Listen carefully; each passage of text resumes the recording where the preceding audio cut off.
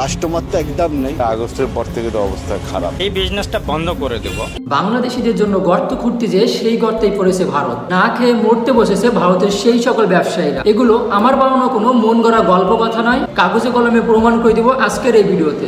আমরা আজ থেকে অনির্দিষ্টকালের জন্য কোনো রকম বাংলাদেশি পেশেন্টকে অ্যাডমিট অথবা কোনো রকম মেডিকেল পরিষেবা দেব না। আপনাদের কি মনে আছে ভারতীয় সেই সকল হোটেল ব্যবসায়ীদের কথা, যারা বলেছিল বাংলাদেশিদের কাছে আর রুম ভাড়া দিবে না?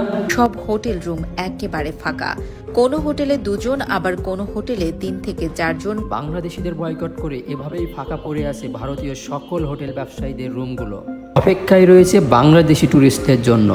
তাই তো ইন্ডিয়ান মিডিয়ার ওই নিউজের হেডলাইনগুলো দেখলেই বোঝা যায় বাংলাদেশে ক্রমবর্ধমান সহিংসতার কারণে ভারতীয় পার্বত্য অঞ্চলে অর্থনৈতিক ক্ষতিগ্রস্ত হচ্ছে। একটি অনুসন্ধানে দেখা যায় 2022 সালে ভারতে ভ্রমণে 2 নম্বরে ছিল বাংলাদেশ এবং 2024 সাল জানুয়ারি থেকে আগস্ট পর্যন্ত বাংলাদেশ ছিল 1 নম্বরে, যার পরিমাণ ছিল 20.77%। আরও একটি অনুসন্ধানে দেখা যায় 2024 সালে আগস্টের পরবর্তীতে বাংলাদেশিরা ভারত ভ্রমণ করেছে 15.59%। যখন সারা বাংলাদেশের ছাত্ররা নিজেদের অধিকার আদায়ে আন্দোলনের মাঠে নামে আওয়ামী ফ্যাসিস্টদের বিরুদ্ধে, ঠিক তখন থেকেই ভারতীয় আগ্রাসন শুরু হয়। প্রচার করতে থাকে মিথ্যা সংবাদ। মোদির বাংলাদেশের নতুন সরকারকে বার্তা প্রধানমন্ত্রী মোদির। খুনিদের উপর লাগাতার অত্যাচার হামলা তো চলছেই, এবার অত্যাচারের 5 আগস্ট ফ্যাসিস্ট হাসিনা দিল্লিতে পালিয়ে যাওয়ার পর থেকে মোদির ওই মিডিয়াগুলো প্রচার করতে থাকে সংখ্যালঘুদের বাড়ি ভাঙচুর, সংখ্যালঘুদের উপর হামলার মতন মিথ্যা নিউজগুলো, যেগুলো ফ্যাসিস্ট হাসিনার আমলে ভাঙচুর করা হয়েছিল।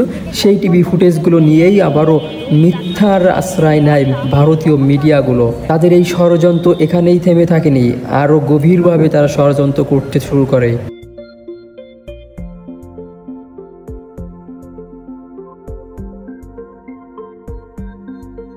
কৃত্রিম উপায় বন্যা সৃষ্টি করে আবারও বাংলাদেশের মানুষকে ভাসিয়ে দেয়, কোনো নোটিশ ছাড়াই খুলে দেয় সকল বাঁধ। বাংলাদেশ আমরাই চালাবো, আনসারুল্লাহ বাংলা টিম বা কোনো জঙ্গিবাদী সংগঠন চালাবে না। আনসারুল্লাহ বাংলাও তো বাংলাদেশেরই অংশ। আমি এই কারণে বলছি, আনসারুল্লাহ বাংলার প্রধানকে আপনারাই ছেড়ে দিয়েছেন, মালা পরে তাকে ঘোরানো হচ্ছে। তাহলে আমরাও ভারতকে নাজেহাল করতে পিছপা হব না। কি বললেন? আমাদের দেশ কি বললেন আরেকবার বলুন। ঠিক অতটুকু নাজেহাল আপনাদেরকে করব। আপনারা আরে নাজেহাল করবেন, আগে আপনারা পেঁয়াজের দামটা কমান। আপনারা একটা ডিম সোনার দামে বিক্রি করেন বাংলাদেশে। এই যে আপনারা মাছ পাস লেফট রাইট হুপ হপ করতে করতে আসবেন বলেছিলেন, কোথায় এলেন?